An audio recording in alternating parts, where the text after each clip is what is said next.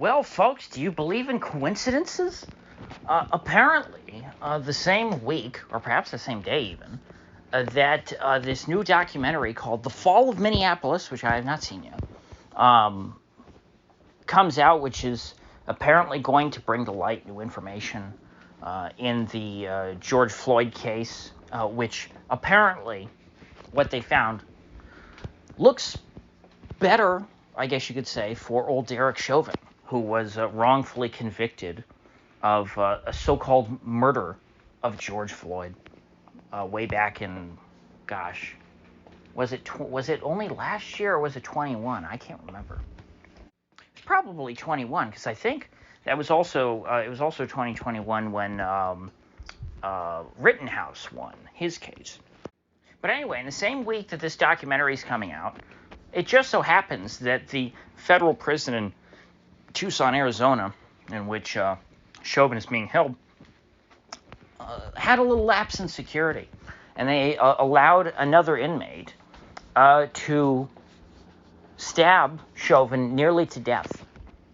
And this is, by the way, according to the prison's own account of the situation. They said that they had to perform life-saving surgery on him, meaning that he was mortally wounded. And federal prisons, say what you will about them, they're very secure. If they want to keep someone in there and they want to keep him safe, they can do it. But at the same time, if they want somebody dead, they'll make it happen.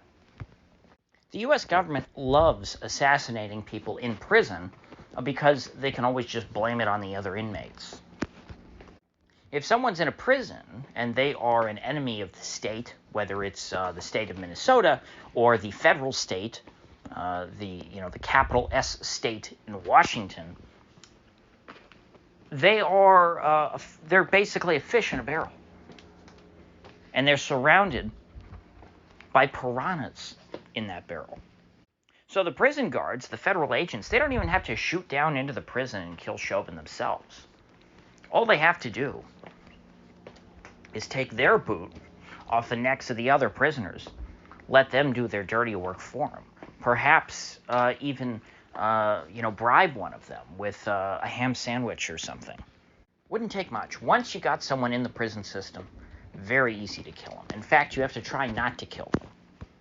And so was this an earnest assassination attempt, or was it just a preview? Was it just a warning to Chauvin to stop trying to make noise, to stop trying to appeal his case, to stop trying to win support from the public? Now, I've never said that Derek Chauvin was a good guy. My assessment of him, based on everything we learned about him, was that he wasn't a good guy. But certainly, if you watch the trial, he was no murderer.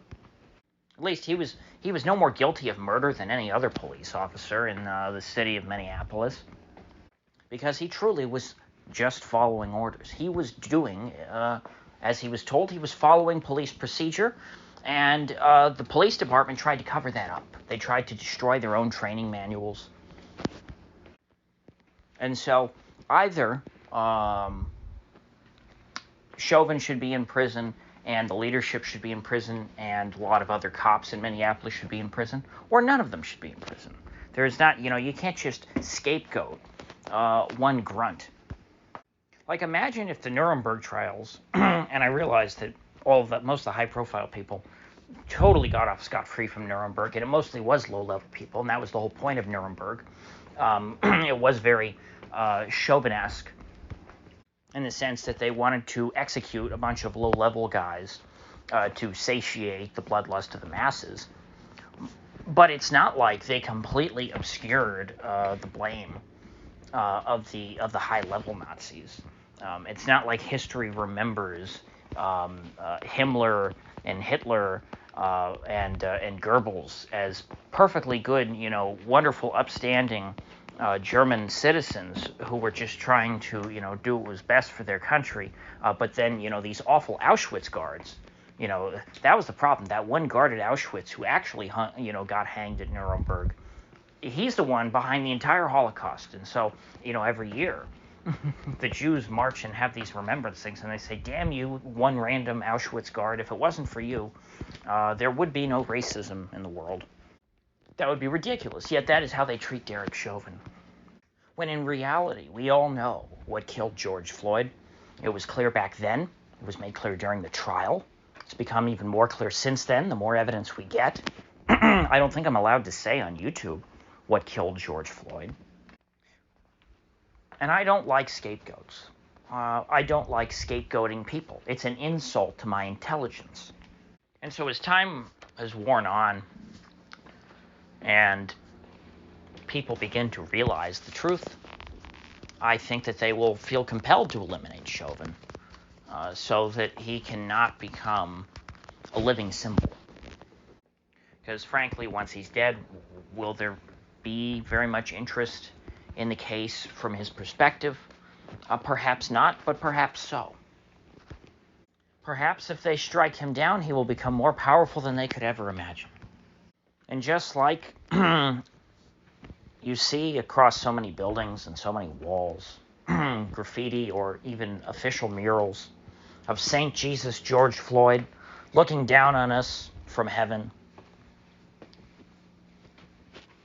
perhaps there will start to spring up murals of Force Ghost Derek Chauvin. So even though I haven't seen this documentary yet, I plan to watch it. I recommend everyone else watch it. It's called The Fall of Minneapolis. It is probably going to be interesting at the very least. I don't know. It might be cringy, might not be well written, but it's probably worth looking into since there is not a lot of scholarship, let's say, being conducted. There's not a lot of research going into this situation. As soon as Chauvin got his guilty verdict, that was case closed for most of the American public. I wasn't going to talk about the documentary. I wasn't going to talk about Chauvin. But when I saw the assassination attempt, then I thought, okay, there's something going on here. This needs to be discussed. People need to be looking at this. I don't fully understand the significance, but there's clearly some significance here, or else why would they off him? Because think about the people who have been offed in prison recently, high-profile prisoners. We, of course, had Epstein. We all know why they got rid of him. And Whitey Bulger, who probably could tell you a little different story about his relationship with the FBI than Johnny Depp's portrayal would lead on. So with that said, I will see you folks back here tomorrow.